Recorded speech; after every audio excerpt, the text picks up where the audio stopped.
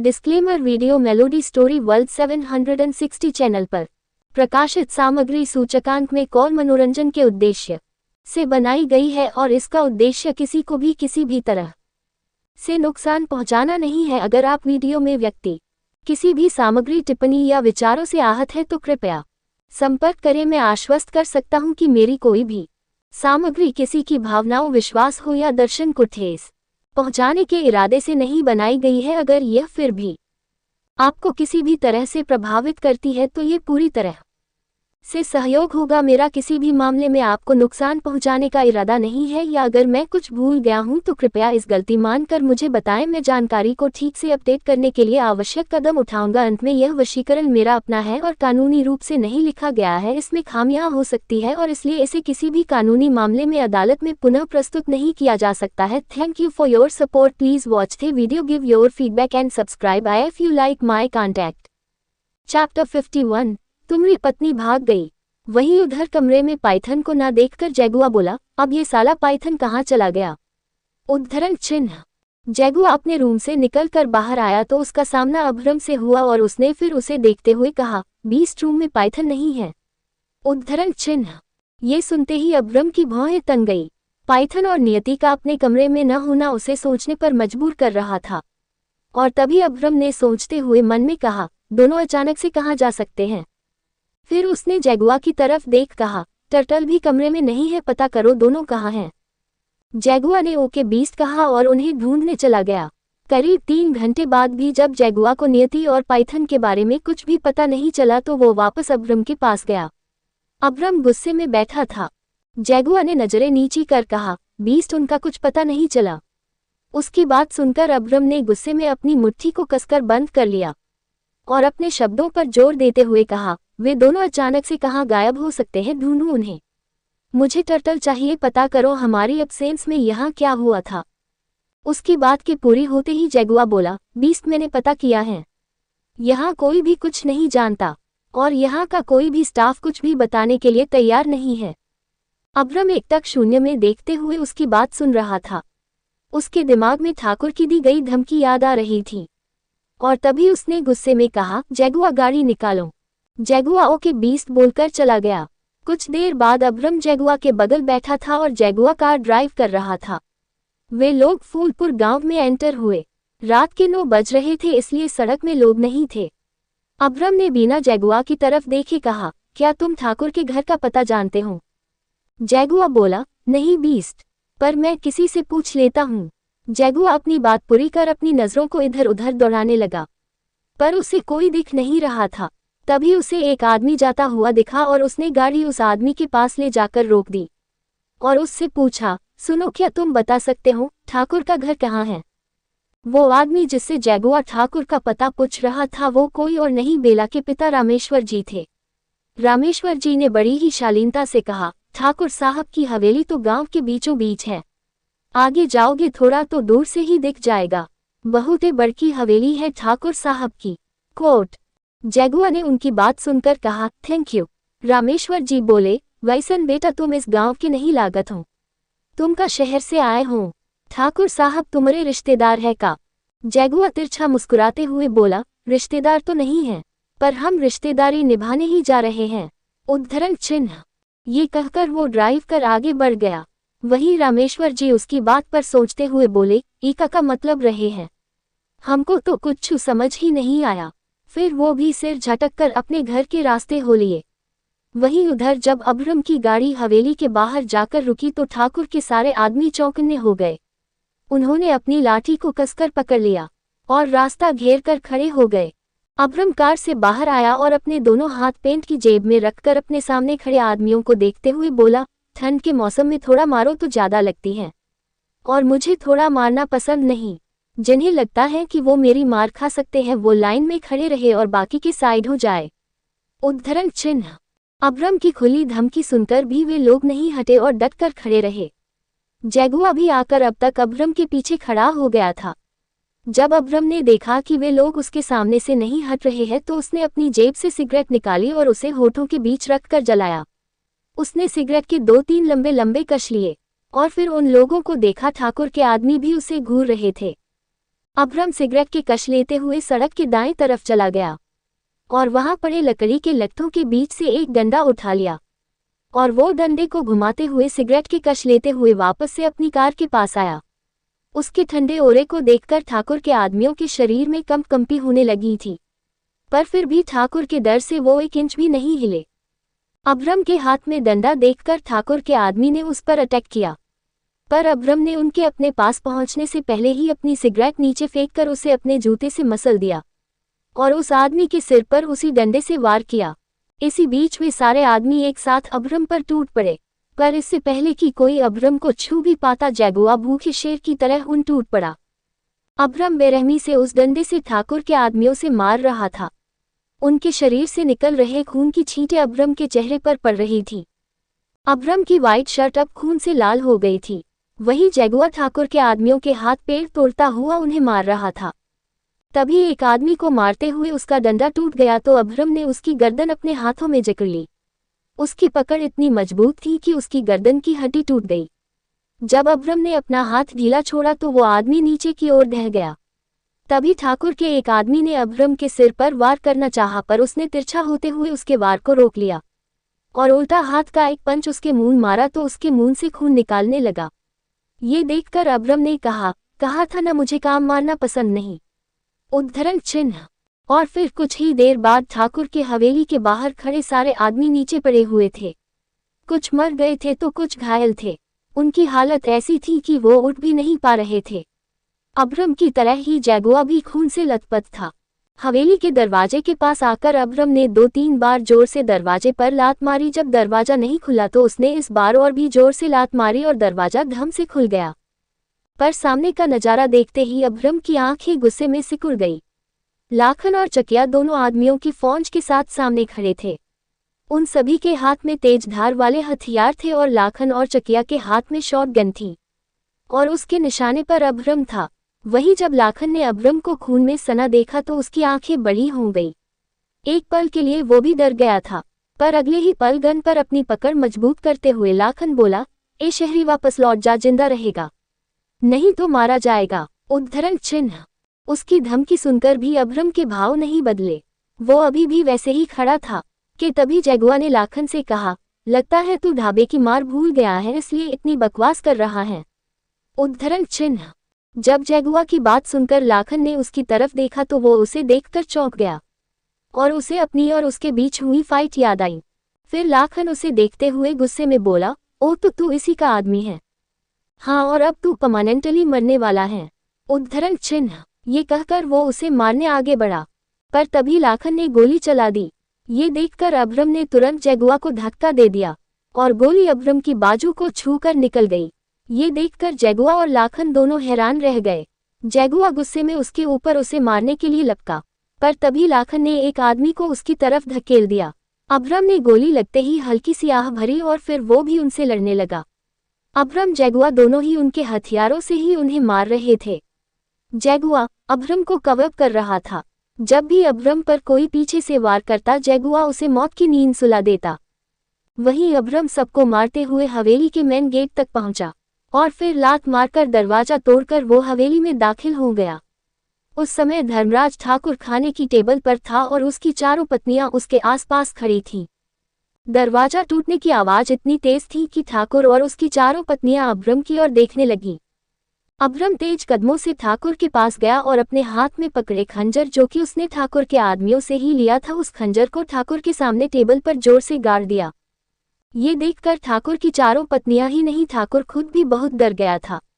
Abraham ने अपनी गुस्से में लाल हो चुकी आंखों से ठाकुर को घूरते हुए कहा, वेयर इज माई वाइफ?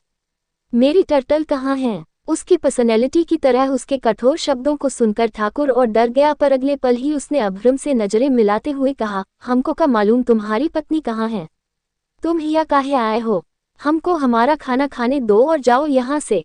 उसकी बात अब्रम के गुस्से को और बढ़ा रही थी।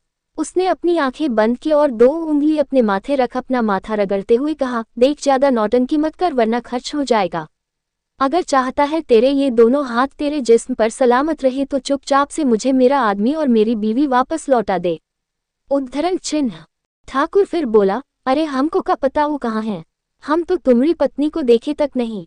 पर तुम्हारी बात सुनकर एक बात हमको एक बात समझ आ रही है, तुम कह रहे हो तुम्हारी पत्नी और तुम्हारा आदमी दोनों गायब हैं। कहीं ऐसा तो नहीं कि तुम्हारी पत्नी तुम्हारे उस आदमी के साथ भाग गई हो? उसके ये बोलने के अगले पल ही अभ्रम ने जोर से कहा, जस्ट शट अप। ठाकुर कुटिल मुस्कान के साथ बोला, अब देखो बेटा, वो का है ना, आजकल भागने का चलन बहुत हो गया है। थोड़ी थोड़ी सी बात पर लड़कियां घर से भाग जाती हैं। का पता तुमसे ज्यादा खुश तुम्हारी पत्नी को तुम्हारा वो आदमी खुश रखता होगा, यही लिए तुम्हारी पत्नी तुम्हारे वो आदमी संग भाग गई। उद्धरण चिन्ह। अभ्रम उसे देखते हुए ठंडे लहजे में बोला, बहुत जबान चलती है तेरी, ठाकुर काट दूंगा तेरी जबान को भी और तेरे इस गुरूर को भी। ठाकुर फिर से उसी मुस्कान के साथ बोला, हमसे उछलना बाद में, पहले अपनी लुगाई संभालो। ऐसे पहले वो तुम्हारे आदमी के साथ गुल्ले छर्रे उड़ाकर तुम्हारा मुंह काला कर दे। कोट। ठाकुर के ये बोलने के अगले पल उसकी गर्दन अभ्रम के हाथ में थी। उसने ठाकुर की गर्दन को इतनी जोर से पकड़ा हुआ था कि ठाकुर की आंखें जैसे बाहर ही आने वाली थी। कुछ ही सेकंड में ठाकुर का पूरा चेहरा लाल पड़ गया। उसकी चारों पत्नियों में से किसी में इतनी हिम्मत नहीं थी कि वो आगे आकर अभ्रम से कुछ कह सके।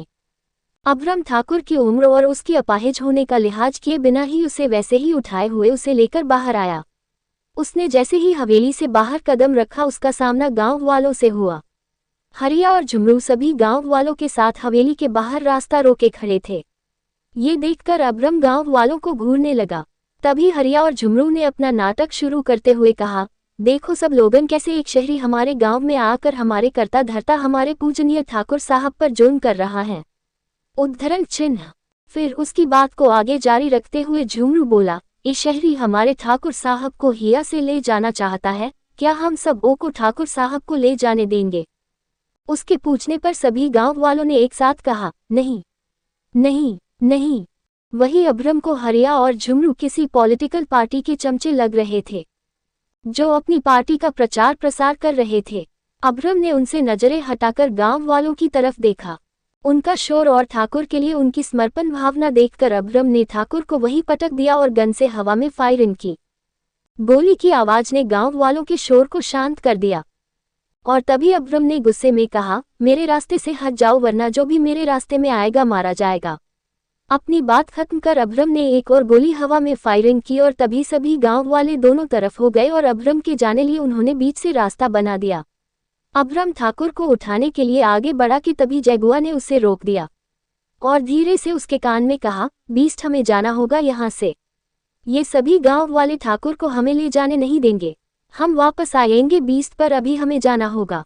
जैगुआ की बात सुनकर अभ्रम कुछ सेकंड तक सोचता रहा, फिर अपनी आंखें बंद कर गन को अपनी मुट्ठी में कसते हुए उसने मन में कहा, turtle I can feel you, मैं जल्द ही वापस आऊंगा और तुम्हें यहाँ से ले जाऊंगा।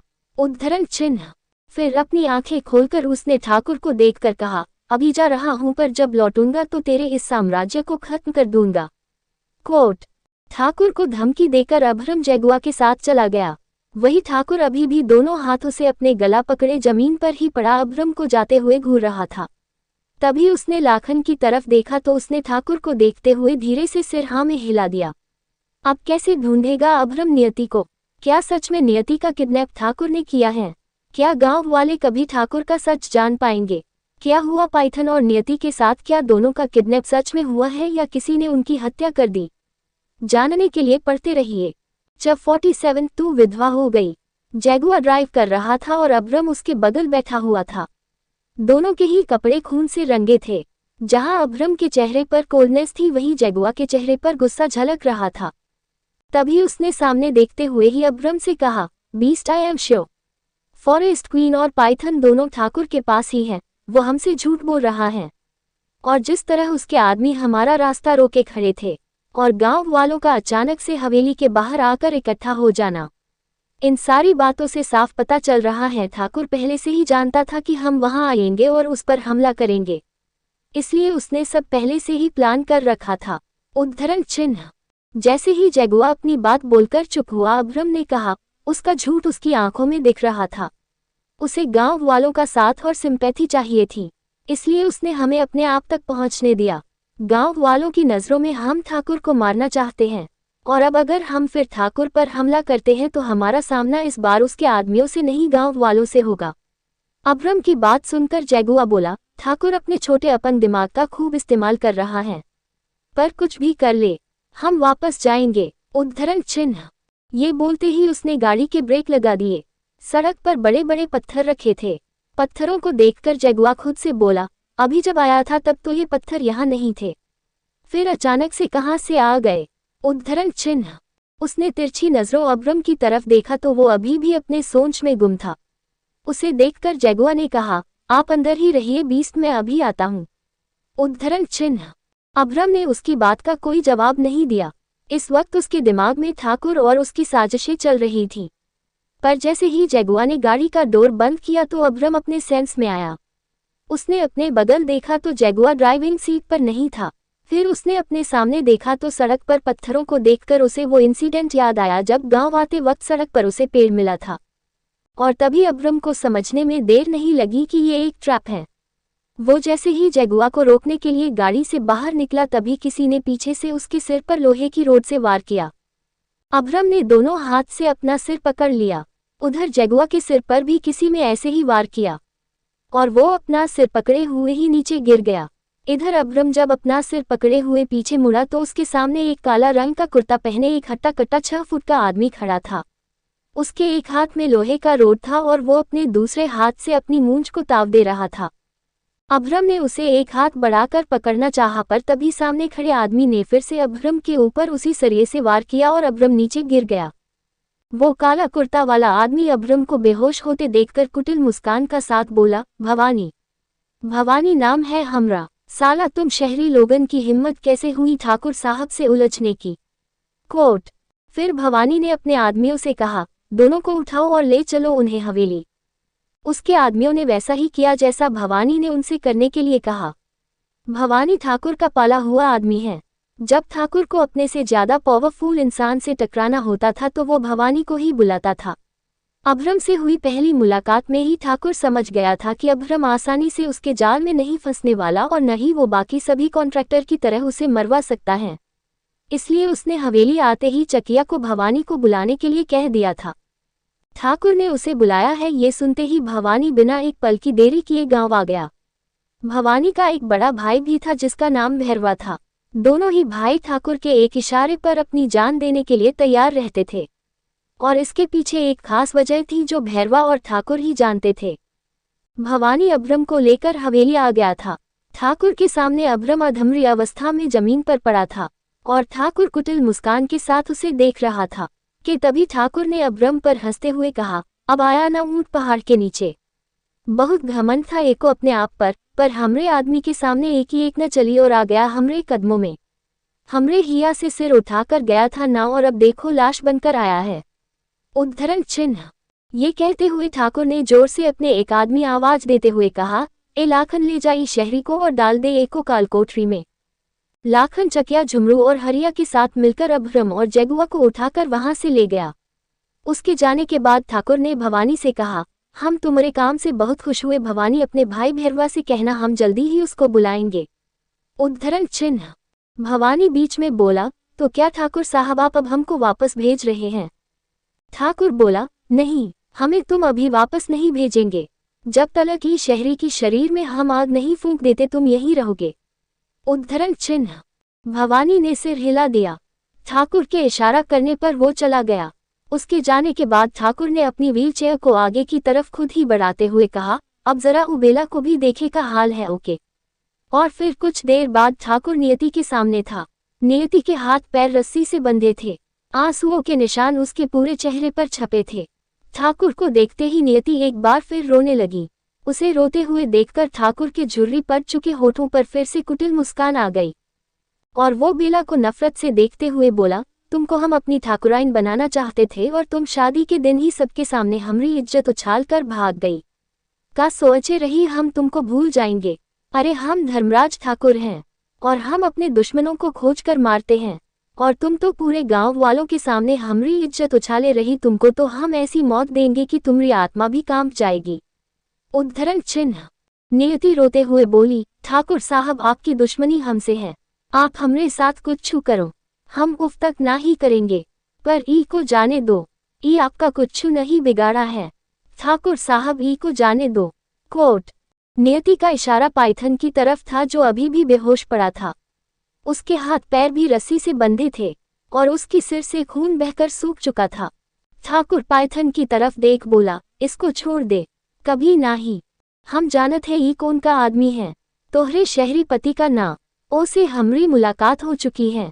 बहुत जिद्दी है पर ओ की जिद को आज हम अपनी जूती तले कुचल कर रख दिए हैं। जहां नियति ये सुनकर आवाज रह गई थी वहीं ठाकुर अभी कुटिलता से मुस्कुरा रहा था और फिर मुस्कुराते हुए आगे बोला, ऐसन का देख रही है टुकुर टुकुर। हम तोहरे पति को मार दिए हैं, तू अब विधवा हो गई है और अब तोहरी बारी है। जिन गांव वालों के सामने तू हमरी बेइज्जती करके गई उन्हीं गांव वालों के सामने हम तो को सजा देंगे। उद्धरण चिन्ह। ठाकुर अपनी बात कहकर चला गया था। वहीं नियति अभी भी उसी अवस्था में बैठी थी। उसके कान में ठाकुर की कही बात गूंज रही थी। तभी नियति की आंख से रुके हुए आंसू बहने लगे और वो अपने सिर को नामे हिलाते हुए बोली, नहीं, ऐसा नहीं हो सकता। वो मर नहीं सकते। वो मर नहीं सकते। हम विधवा नहीं हो सकते। हम इस बात को नहीं मानते कि वो मर गए हैं। वो मर नहीं सकते। उद्धरण चिन्ह। ये कहते हुए नियति जोर जोर से रोने लगी। जब रात के 3 पहर बीत गए और चौथा पहर शुरू हुआ तभी हवेली से कोई काले रंग की चादर ओढ़े दबे पांव बाहर निकला। उसके हाथ में हल्की रोशनी वाला एक लालटेन था। चादर में छुपा उसका चेहरा इधर उधर घूम रहा था और वो शख्स अपनी काली आंखों से देखने की कोशिश कर रहा था कहीं कोई जागा हुआ तो नहीं है। जब वो संतुष्ट हो गया कि उसे कोई नहीं देख रहा तब वो शख्स अपने कदमों को तेज कर हवेली के पीछे चला गया। वहीं उधर अब्रम और नियति एक दूसरे के सामने खड़े थे और मुस्कुराते हुए एक दूसरे को देख रहे थे। नियति भी उसे स्माइल करते हुए देख रही थी कि तभी अब्रम ने नियति का हाथ अपने हाथों में लेकर उसे अपने करीब किया और उसके चेहरे को अपने हाथों में भरकर उसके करीब होने लगा। नियति शर्म से अपनी पलकें झुकाए खड़ी थी। अब्रम की नज़दीकियां उसे भी अच्छी लग रही थी। जैसे ही अब्रम उसके होठों पर अपना एहसास छोड़ने को हुआ कि तभी अचानक से नियति उसके सामने से गायब हो गई। ये देखकर अब्रम चौंक गया और वो नियति को इधर उधर देखते हुए उसे ढूंढने लगा। जब नियति उसे कहीं नहीं दिखी तो वो जोर जोर से उसका नाम लेकर चिल्लाने लगा और तभी उसे नियति की एक झलक दिखी और वो खुश हो गया। अब्रम जैसे ही उसके पास जाने लगा, नियति को एक काले साए ने अपनी चपेट में ले लिया और एक बार फिर उसके देखते ही देखते नियति उसके आंखों के सामने से गायब हो गई और उस काले साए ने नियति को अपने अंधकार में खींच लिया और गायब हो गया। ये देखकर उसके चेहरे पर डर के भाव आ गए और वो नियति के खो जाने के डर से वो उसका नाम लेकर जोर जोर चिल्लाता रहा और तभी किसी ने पीछे से उसके कंधे पर हाथ रखा। उसने पीछे मुड़कर देखा तो सामने ठाकुर व्हील चेयर पर बैठा उसे देखते हुए जोर जोर से हंसने लगा। ठाकुर ने हंसते हुए ही कहा, अब वो तुमको कभी नहीं मिलेगी। कोट। अब्रम ने गुस्से में अपनी मुट्ठी बंद कर ली और एक बार फिर वो जोर से चिल्लाया और तभी अचानक से उसकी आंख खुली और वो गहरी गहरी सांस लेने लगा। अब्रम ने अपनी भारी सांसों पर संयम पाते हुए धीरे से कहा, टर्टल। वही जिस शख्स ने उसके कंधे पर हाथ रखा था वो अचानक अब्रम के होश में आ जाने पर डर गया और डर कर कुछ कदम पीछे हट गया। अब्रम धीरे से पीछे मुड़ा और अपने सामने खड़े शख्स को देखा जिसका चेहरा काली चादर से ढका था पर उसके पहनावे से वो एक औरत लग रही थी। उसी पल अब्रम के सिर में तेज दर्द हुआ और उसने एक हाथ से अपने सिर को पकड़ लिया। उसके सिर पर लगी चोट से खून बहकर सूख गया था। वहीं उसी कमरे के एक कोने में जैगुआ अभी भी बेहोश पड़ा था। अब्रम उठकर बैठ गया और अपने सामने खड़ी औरत को देखते हुए कहा, तुम कौन हो? उस औरत ने कहा, हम कौन है ये जानने से ज्यादा जरूरी है आपका ये बात जानना कि आपके साथ ही सब काहे हो रहा है। उसकी बात सुनकर अब्रम की भौहें तन गई। फिर उसने अपना सिर सहलाते हुए कहा, मैं जानता हूँ ये सब ठाकुर कर रहा है। वो नहीं चाहता कि इस गांव में हॉस्पिटल बने। उसे बीच में टोकते हुए वो औरत बोली, ये बात अलग है। ई ठाकुर की चाहत है कि गांव पिछड़ा रहे हैं, कभी आगे न बढ़े, पर बेला ठाकुर की जिद है। उद्धरण चिन्ह। अब्रम ने कंफ्यूजन में उसे देखते हुए कहा, बेला, ये कौन है? वो औरत बोली, आपकी पत्नी बेला और आपका आदमी दोनों ठाकुर के कब्जे में हैं। ये सुनते ही अब्रम के चेहरे के भाव एकदम से बदल गए और उसने शक चेहरे से अपने सामने खड़ी औरत को देखते हुए कहा, उसका नाम नियति है, बेला नहीं। उसकी बात पर वो औरत हल्का सा हंसते हुए बोली, बेला ने शहर जाकर अपना नाम तो बदल लिया पर अपनी किस्मत नहीं बदल पाई, इसलिए तो आज 3 महीने बाद फिर से आजाद चिरैया कैद हो गई। उद्धरण चिन्ह। कहते हुए उसने एक आह भरी, इतने दिनों से वो यही तो जानना चाहता था कि आखिर नियति कौन थी, कहाँ से आई थी, क्या वो किसी की जासूस थी। इसलिए अब्रम उसकी बातें सुनकर हैरान था। अब्रम ने दीवार का सहारा लिया और उससे टिककर बैठ गया। उसने अपना एक घुटना मोड़ा और उसके ऊपर अपना एक हाथ रख कर कहा, अगर वो नियति नहीं बेला है तो मुझे बताओ उसके बारे में, मैं सब जानना चाहता हूँ। जिसे मैंने अपनी जिंदगी में शामिल किया है वो कौन है, उसकी असली पहचान क्या है। वो औरत बोली, हम आपको सब बताएंगे, पर उससे पहले आपको जानना होगा कि ठाकुर कौन है और क्या है इस गांव की कहानी और काली पहाड़ी की पिशाचनी। इन सब के बारे में आपको जानना होगा, काहे कि एक ही शुरुआत वहीं से हुई है। कौन है ये औरत, क्या ये अब्रम को बेला ठाकुर और पिशाचनी का सच बता देगी। क्या करेगा अब्रम जब उसके सामने नियति के अतीत का सच आएगा। क्या नियति ठाकुर की बात मानकर अब्रम को मरा हुआ मान लेंगी। जानने के लिए पढ़ते रहिए। हमको बेला चाहिए। लगभग 3 महीने पहले फूलपुर गांव। धर्मराज ठाकुर के आदमी एक घर के बाहर हाथों में हथियार लिए खड़े थे। लाखन जीप की बोनेट पर बैठा था और उसके हाथ में एक शॉटगन थी। वही झुमरू और हरिया जीप के अगल बगल खड़े थे और सामने का नजारा देखकर हंस रहे थे। वही चकिया कुछ आदमी के साथ मिलकर उस घर में से बर्तन निकाल कर बाहर फेंक रहा था। तभी एक आदमी और औरत दोनों ही लाखन के सामने जाकर घुटनों के बल बैठ गए और अपने दोनों हाथ जोड़कर गिड़गिड़ाते हुए वो आदमी बोला, लाखन बाबू ही का करत हो, हमरे घर का सारा सामान काहे फेंकत हो। उद्धरण चिन्ह। उस आदमी की पत्नी भी उसका साथ देते हुए बोली, हाँ लाखन बाबू ही जो ना ही करो, हम गरीब लोग हैं। लाखन अपने मुंह में ठूसा पान थूक कर बोला, अरे सुनहरी ताई, हम जोन कहाँ कर रहे हैं, हम तो वसूली कर रहे हैं। और सुखदेव काका गिड़गिड़ा काहे रहे हो, हमको तुम्हारी गिड़गिड़ाहट ना ही पैसा चाहिए जो तुम ठाकुर साहब से ब्याज पर लिए रहे। अब चुपचाप से या तो पैसा लौटा दो, नहीं तो हम तुम्हारे घर पर कब्जा कर लेंगे। सुखदेव दोनों हाथ जोड़े हुए गिड़गिड़ा कर बोला, लाखन बाबू हम इतना पैसा कहाँ से लाए, हम तो खेती करे वास्ते पैसा लिए रहे, पर बरसात में हमारी सब फसल खराब हो गई, मुनाफा की जगह और नुकसान हुई गवा। उद्धरण चिन्ह। ये कहते हुए सुखदेव ने लाखन का पैर पकड़ लिया। तभी लाखन ने उसे ठोकर मारी तो सुखदेव पलटता हुआ पीछे गिर गया। तभी 2 लड़कियां जो बाहर से अंदर आ रही थी वो ये देखकर भागते हुए सुखदेव के पास चली गई और उसे उठाने लगी। एक लड़की ने सुखदेव को संभालते हुए कहा, बाबा तुम ठीक हो न। वही दूसरी लड़की लाखन के सामने जाकर खड़ी हो गई और उसने अपनी काली काली गोल आंखों से लाखन को घूरते हुए कहा, तुम्हारे अंदर इंसानियत है या नहीं लाखन। अरे कम से कम सुखदेव काका के उम्र का तो ख्याल करो, उम्र में तुमसे बड़े हैं, तुमको शर्म नहीं है उन्हें ठोकर मारते। उद्धरण चिन्ह। लाखन उस लड़की को घूरते हुए गाड़ी के बोनेट से कूद कर उतरा और तेज आवाज में बोला, ए बेला तू बीच में मता, ई तोहरा मामला ना ही हमरे और एके बीच की बात है, तो तू चुपचाप से किनारा पकड़, नहीं तो दाग देंगे गोली तोहरे अंदर भी। उद्धरण चिन्ह। लाखन की बात पर बेला कुछ कहती उससे पहले ही सुनहरी ने कहा, बेला लाखी तुम दोनों अंदर जाओ, हम हैं ना, हम बात कर लेंगे। सुखदेव ने भी इसी बात को दोहराया तो लाखी बेला को लेकर अंदर चली गई। कमरे में आते ही लाखी रोने लगी तो बेला ने उसे चुप करवाते हुए कहा, अब तुम काहे रो रही हो।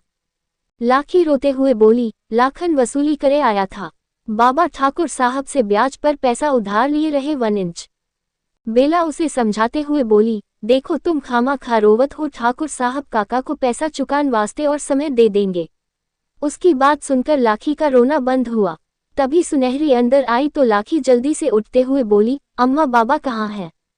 सुनहरी बोली, वो लाखन के साथ गए हैं ठाकुर साहब से बात करने, तू चिंता ना कर, सब ठीक हो जाएगा। उद्धरण चिन्ह। तुम सही बोली काकी, हम भी इतनी देर से लाखी को यही समझावत रहे, पर यह है कि भोला के बैल की तरह आंसू बहावत रही, पर अब तुम बोली हो तो चुप हुई हैं। अच्छा काकी अब हम चलते हैं, अम्मा हमारी राह देखत होंगी। उद्धरण चिन्ह। सुनहरी ने मुस्कुराते हुए सिर हिला दिया। बेला अपने घर चली गई। वही लाखन सुखदेव के साथ हवेली आ गया। सुखदेव आज हवेली पहली बार आया था। हवेली की चाकाचौंध देखकर सुखदेव की आंखें फटी हुई थी। तभी धर्मराज ठाकुर को सामने देखकर उसने हाथ जोड़कर उसे प्रणाम किया। ठाकुर के साथ पंडित बैठा था और वो किसी की कुंडली देख रहा था। जब ठाकुर की नजर सुखदेव पर गई तो उसने कहा, क्या हाल चाल है सुखदेव, आज हवेली कैसे आना हुआ। सुखदेव ने बिना एक पल की देरी किए सब ठाकुर को बता दिया। ठाकुर ने घूरकर लाखन को देखा और टेबल पर रखा एक छोटे आकार की वस्तु को उठाकर लाखन पर फेंकते हुए उसे एक गाली दी और उसे डांटते हुए आगे बोला, हम गांव वालों की पूजा करत है, गांव सारे लोग हमरे अपने हैं और तूने हमरे लोगन पर हाथ उठाया। उद्धरण चिन्ह। ये सब देखकर सुखदेव खुश हो गया। उसके मन में ठाकुर के लिए इज्जत और बढ़ गई। तभी ठाकुर ने लाखन को घूरते हुए आगे कहा, निकल जा हमरी हवेली से, दूर हो जा हमरी नजरन से। उद्धरण चिन्ह। ठाकुर की बात मानकर लाखन चला गया और सुखदेव ठाकुर के चरणों में गिर गया और उसे अपना दुखड़ा सुनाने लगा। ठाकुर चेहरे पर कोमलता और दयालुता के भाव लाते हुए बोला, देख सुखदेव, हम तोहरी परेशानी समझा है, पर काहे न इस साल हमरा बहुत नुकसान हो है, हम अब एक और नुकसान झेल नहीं पाएंगे। उद्धरण चिन्ह। इतने में ही पंडित बात काटते हुए बीच में बोला, ठाकुर साहब, आपके ऊपर शनि का दोष है, शनि महाराज आपकी कुंडली में विराजमान है। ठाकुर चौंक कर बोला, कब बोले? अगर ऐसा है तो पंडित जी कोनो उपाय निकालो। कोट। पंडित अपनी पत्रिका और ठाकुर की कुंडली देखकर बोला, ठाकुर साहब, एक ही उपाय है, आपकी चौथी शादी। अब हम सब ये बात अच्छे से जानत है, एक पत्नी ही अपने पति को संकट से बाहर निकालती है। आपकी कुंडली से इस शनि का दोष भी आपकी चौथी पत्नी ही दूर करेगी और वो लड़की कोनो ऐसन वैसन लड़की ना ही होगी, वो तो भागों वाली एक विशेष कन्या होगी। हवेली में आकर ओके भाग बदल जाएंगे और आपका दोष भी दूर हो जाएगा। फिर आप दोनों खुशी खुशी अपना जीवन व्यतीत करेंगे। सुखदेव दोनों की बातें ध्यान से सुन रहा था। ठाकुर पंडित की बात पर बोला, वो कन्या होगी कौन? पंडित फिर से अपनी पत्रिका और ठाकुर की कुंडली देखकर बोला, वो कन्या के नाम का पहला अक्षर ल से शुरू होगा और ओ की उम्र यही कुछ 20 से 21 वर्ष रहेगी। कोट। पंडित की बात सुनकर जहां ठाकुर सोचने लगा, वहीं सुखदेव मन में बोला, लाखी के नाम का पहला अक्षर भी ल है और ओ की उम्र भी 21 वर्ष है। उद्धरण चिन्ह।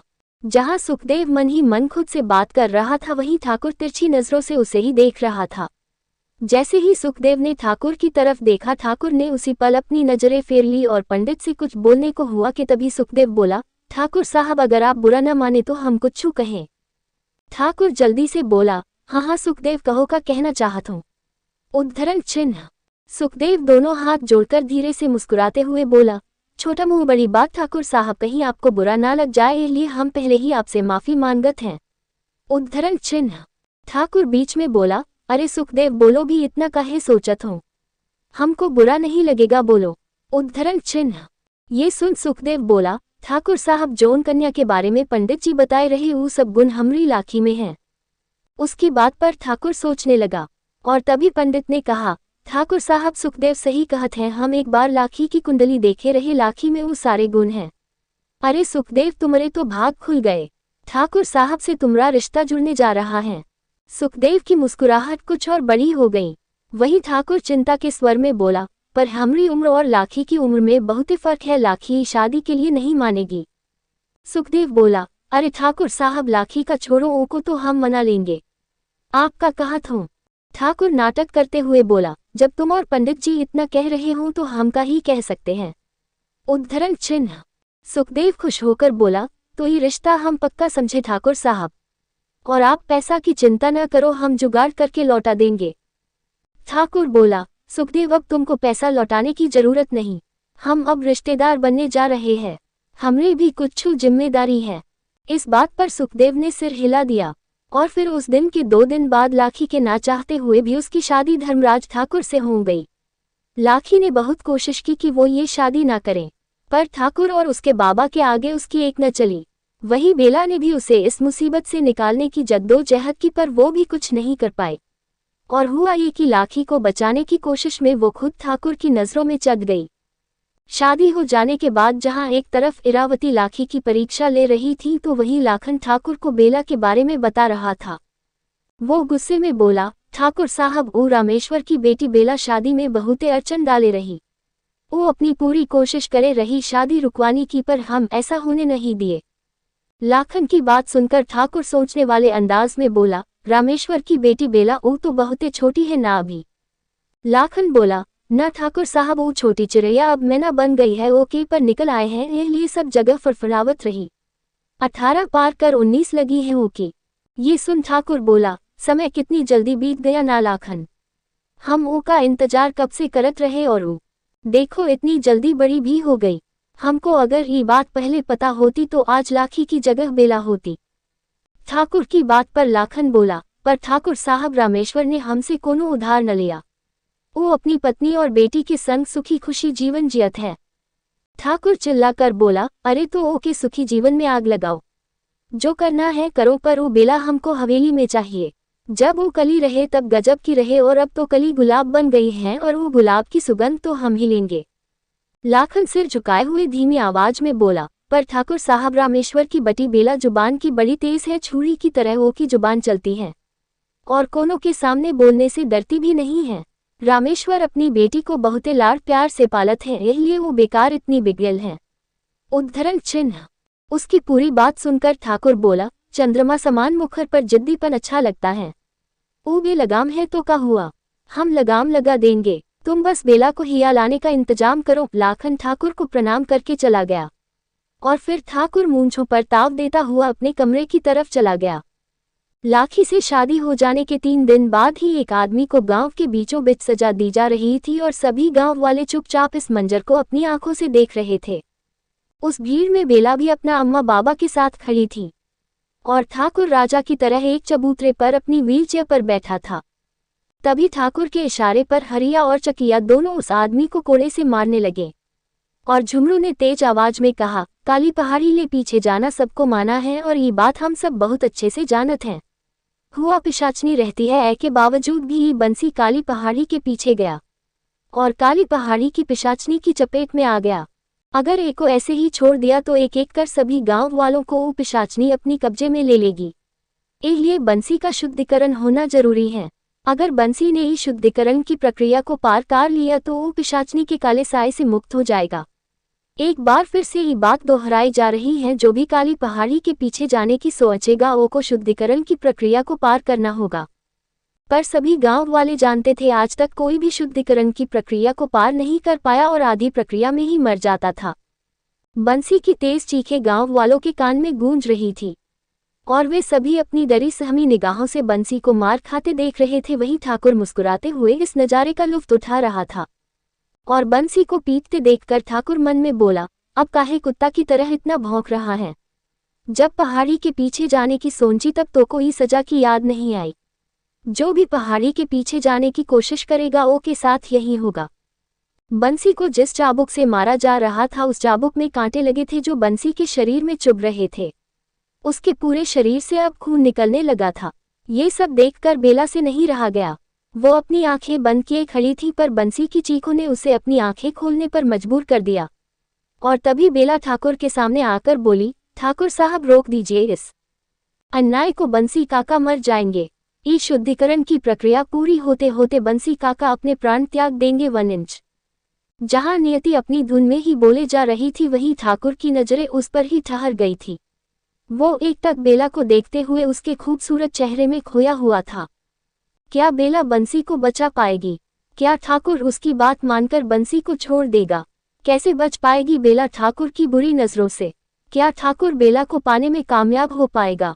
जानने के लिए पढ़ते रहिए पिशाचनी के वश में बेला। ठाकुर बेला के खूबसूरत चेहरे में खोया हुआ था कि तभी उसका ध्यान रामेश्वर की बातें सुनकर टूटा। वो अपने बेटी बेला के पास आकर बोले, बेला बेटा चलो, ठाकुर साहब को तुम्हारी बात का बुरा लग जाएगा। बेला हाथ छुड़ाकर बोली, तो क्या बाबा, और ठाकुर साहब को बुरा काहे लगेगा, हम कुछ गलत थोड़ी बोले हैं। अगर ऐसे ही बंसी काका को मारते रहे तो वो मर जाएंगे। उद्धरण चिन्ह।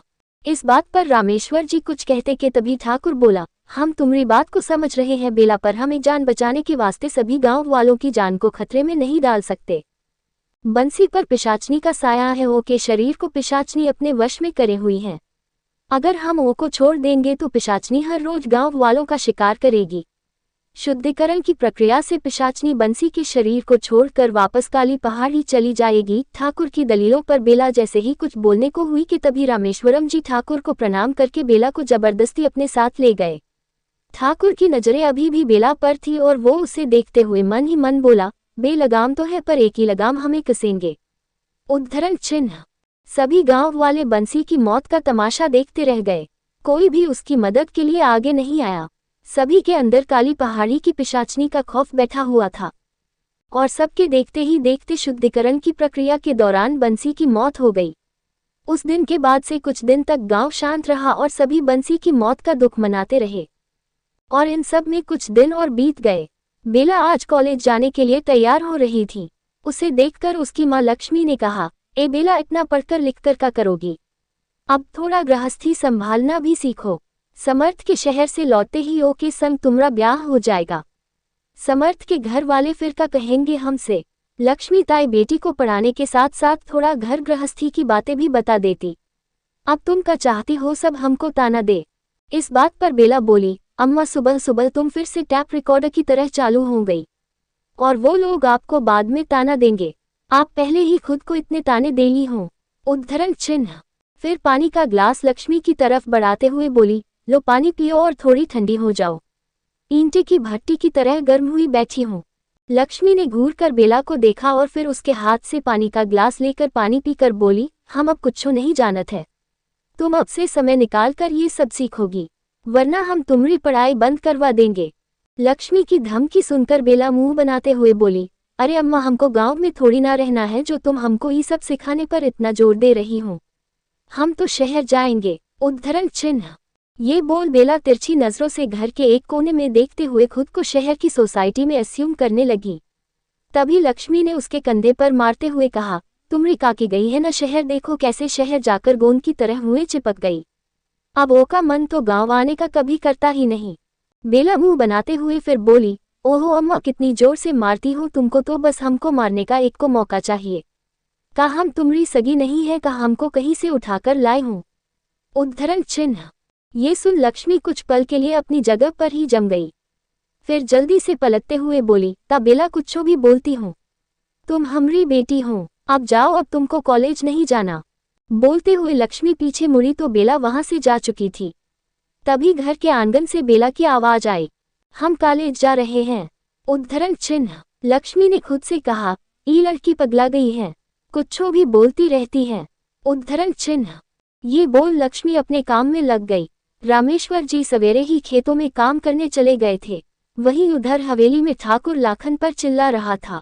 उसने लाखन पर चिल्लाते हुए कहा, और कितना समय लगेगा तुमको बेला को हम तक लाने के लिए? लाखन सिर झुकाए हाथ बांधकर बोला, ठाकुर साहब, हम तो पूरी कोशिश कर रहे हैं, पर वो रामेश्वर बड़ा ही चालाक है। गांव के सभी लोगन का कोई न कोई चीज को लेकर उधार है, पर ये रामेश्वर का कोनो उधार नहीं। अब ऐसे में कैसे औ को अपने जाल में फंसाए? हम यही सोचते हैं, उल यही हमको इतना समय लग रहा है। उद्धरण चिन्ह।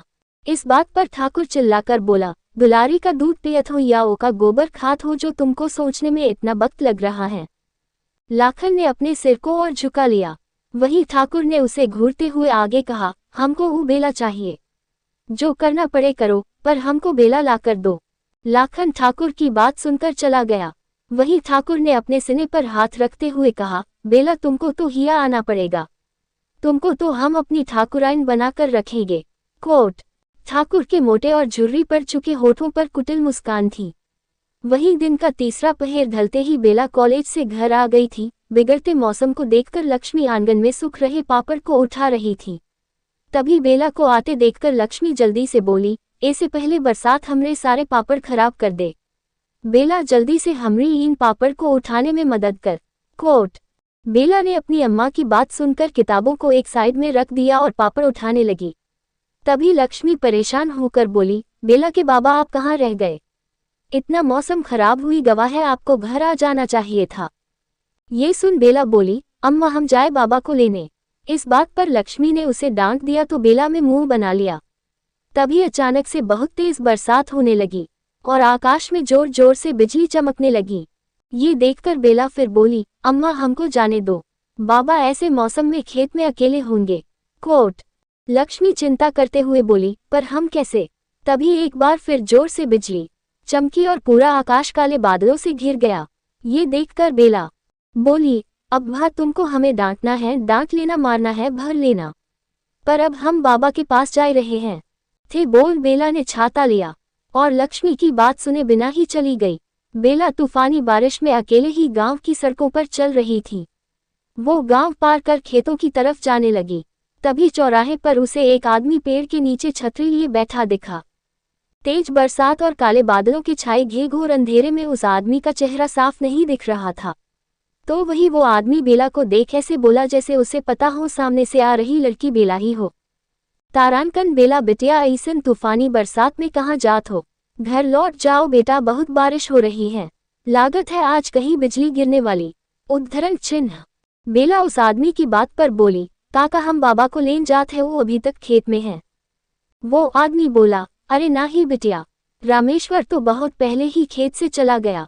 कोट। बेला बोली, पर काका बाबा घर नहीं आए। वो आदमी बोला, काऊ घर नहीं आया। बेला बोली, हाँ काका। वो आदमी बोला, बेला तुम्हारे बाबा ओ जंगल वाले लंबे रास्ते से जा रहा था, शायद देख लिए ओ को इतना समय लग रहा है, तुम जाओ बिटिया ओ आ जाएगा। कोट। ये सुन बेला घबराते हुए बोली, नहीं काका, हम बाबा को लिए बिना नहीं जाएंगे, आप हमको वो रास्ता बता दो, हम चले जाएंगे। कोट। वो आदमी बोला, अच्छा ठीक है, हम तुमको रास्ता बता देते हैं। ये बोल वो आदमी बेला को रास्ता समझाने लगा। बेला उसकी बातें ध्यान से सुन रही थी। उस आदमी से बात कर बेला ने अपना रुख जंगल की दिशा में मोड़ लिया। बेला जंगल से अपने बाबा को आवाज लगाते हुए जा रही थी। करीब 1 घंटा चलते रहने के बाद जब जंगल खत्म हुआ तो बेला के सामने पहाड़ी इलाका आ गया। बेला पहाड़ों को देखकर बोली, ये हम कहाँ आ गए?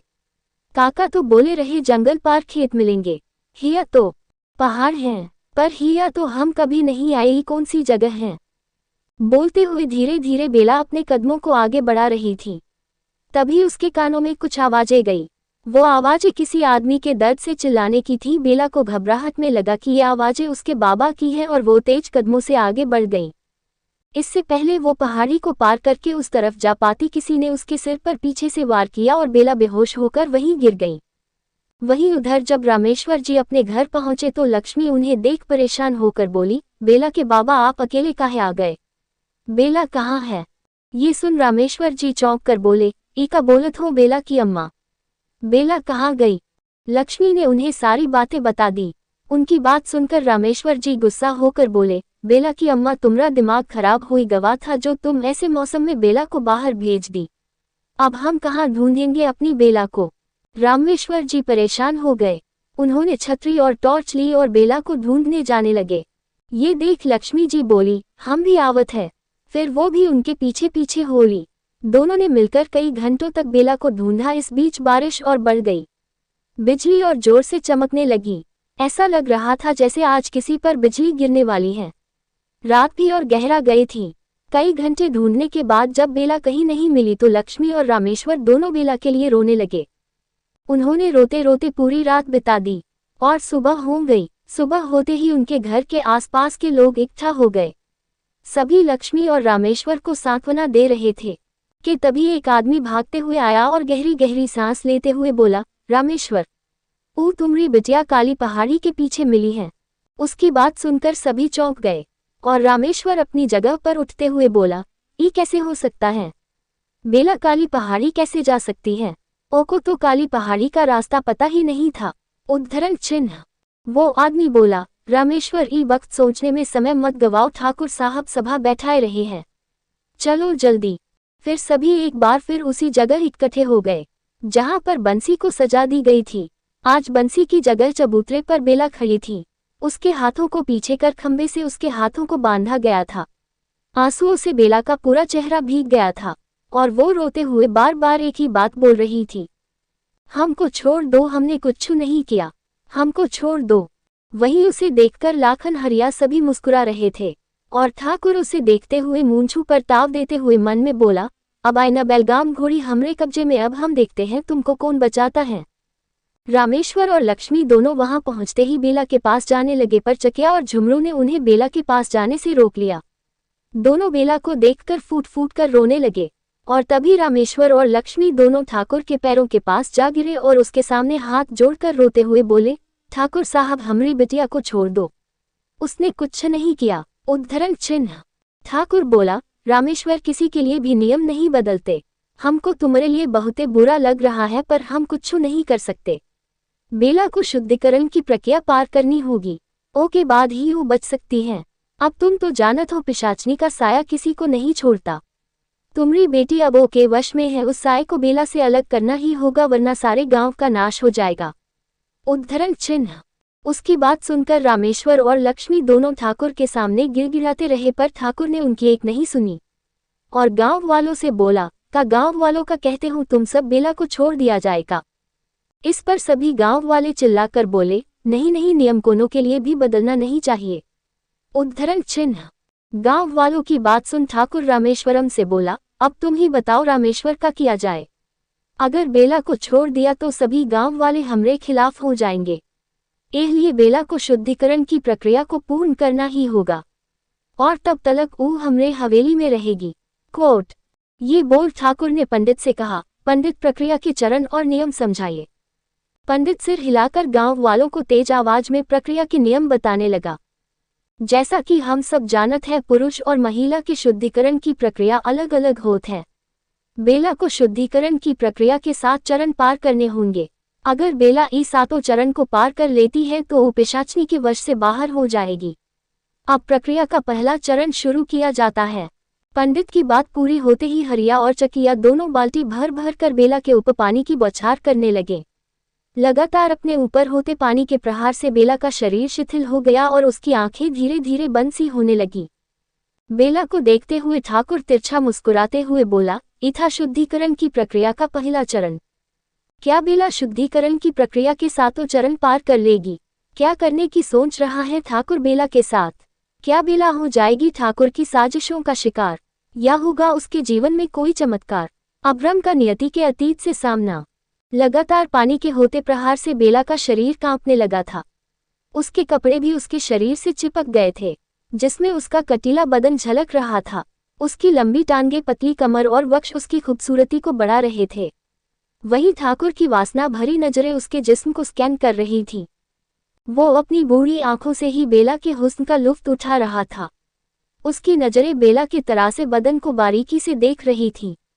पहले चरण के बाद दूसरा और तीसरा चरण पूरा हुआ। इस बीच शाम हो गई। अब तक बेला बुरी तरह थक गई थी, पर गांव वाले और ठाकुर किसी को भी उस पर तरस नहीं आया।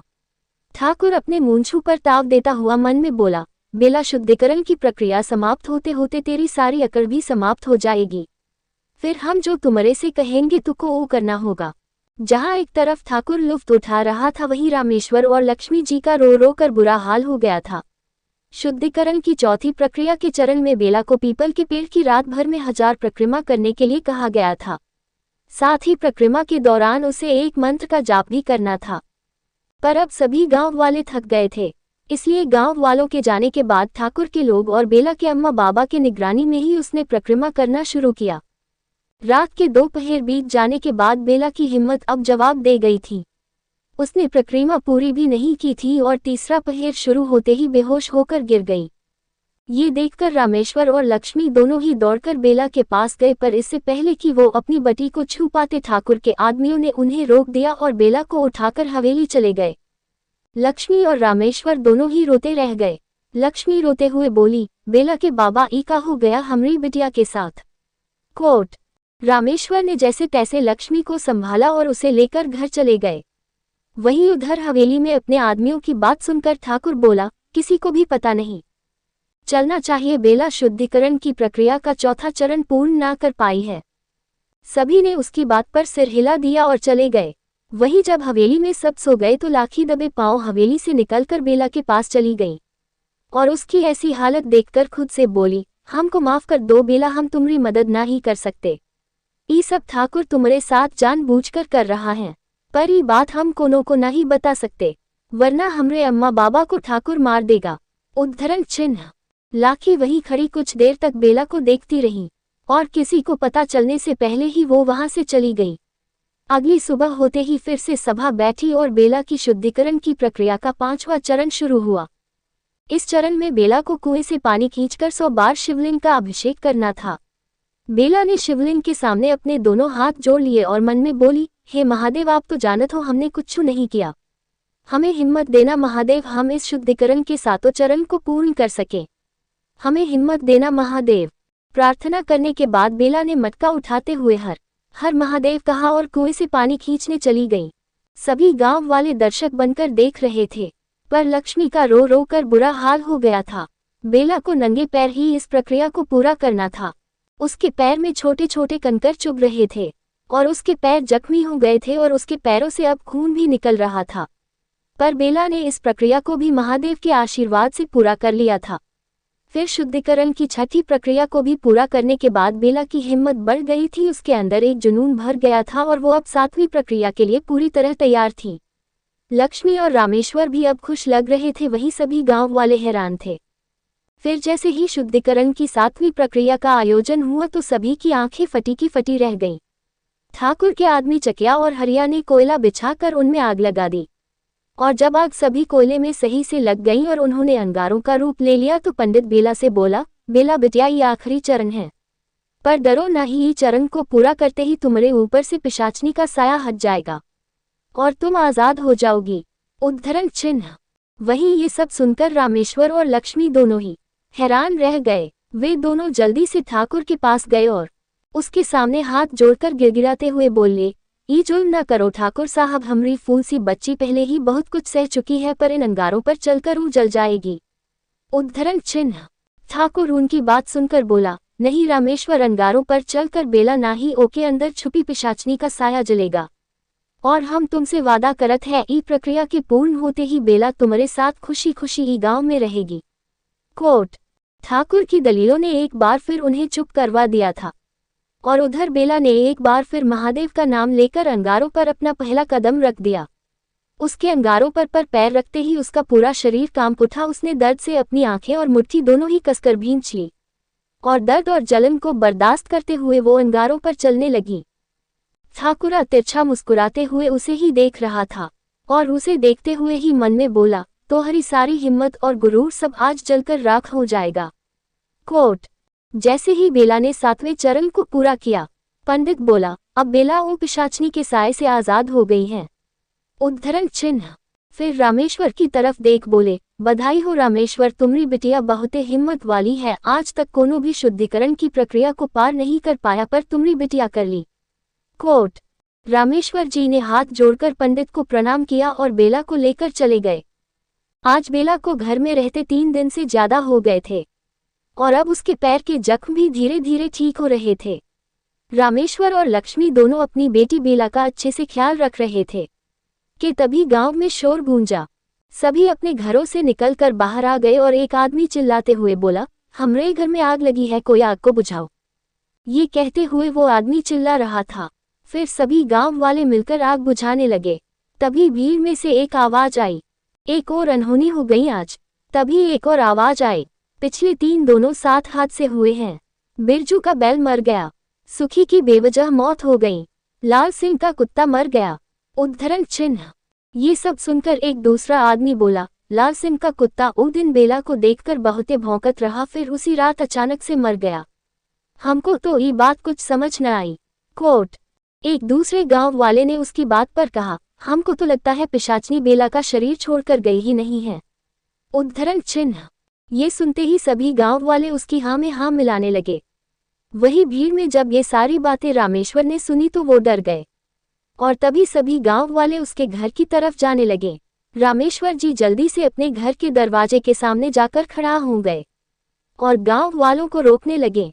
तभी एक गांव वाले ने उससे कहा, देखो रामेश्वर, हम तुम्हारी बहुते इज्जत करते हैं, पर तुमको बेला को घर से निकालना ही होगा। ओ के ऊपर पिशाचनी का साया अभी भी है। उद्धरण चिन्ह। इस बात पर रामेश्वर बोले, ई का कह रहे हैं आप सब, हमारी बेटी ने शुद्धिकरण की प्रक्रिया के 7 चरण पूर्ण किए हैं, फिर कैसे?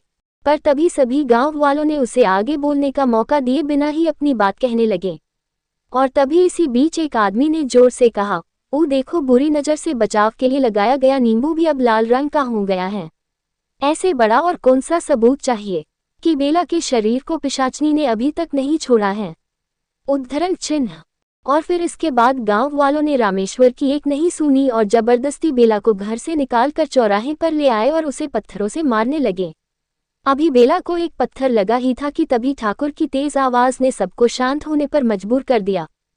रामेश्वर और लक्ष्मी दोनों ठाकुर के पैरों के जाकर गिर गए और रामेश्वर बोला, ठाकुर साहब बचाए लो हमरी बेला को, वरना ई गांव वाले ओ की जान ले लेंगे।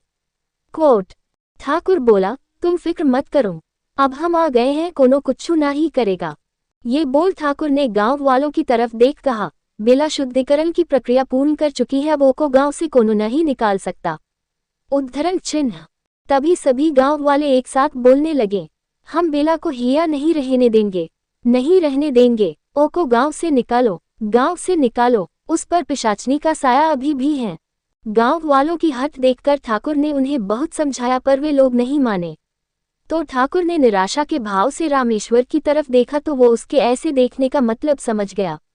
इससे पहले ठाकुर कुछ कहता कि उससे पहले ही रामेश्वर बोला, ठाकुर साहब आप हमसे वादा किए रहे, अगर बेला शुद्धिकरण की प्रक्रिया को पूर्ण कर लेती है तो ओ को गांव से कोनो नहीं निकाल सकता, वो गांव में रह सकती है। उद्धरण चिन्ह।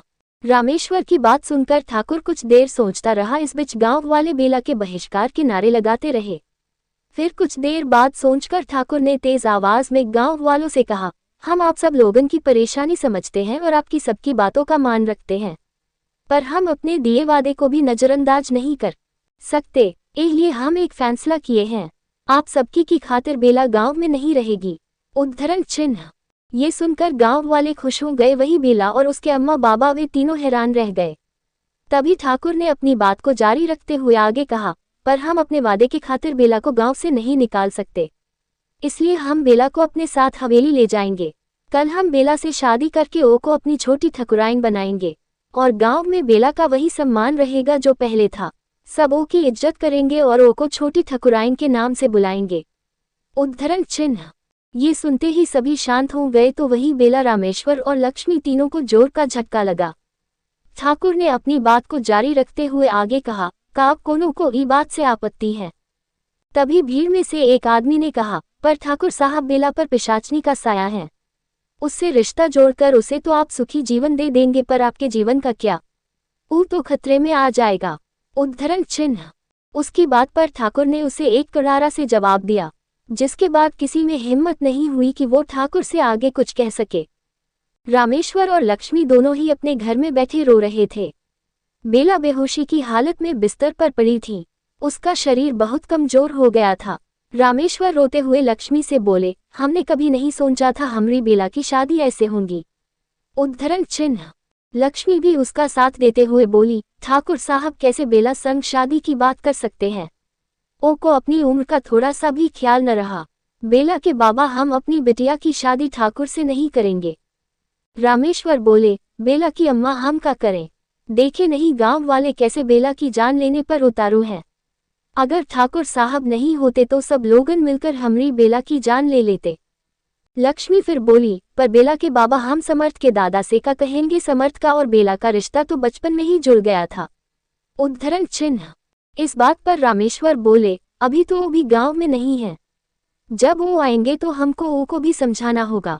दोनों अभी बात कर ही रहे थे कि तभी ठाकुर के आदमी आ गए। लाखन कपड़े और गहने के थाल को दोनों के सामने रखते हुए बोला, ये सब हमारी छोटी ठकुराइन के लिए है, समय से अपनी बिटिया को तैयार कर देना, कल ठाकुर साहब बारात लेकर आएंगे।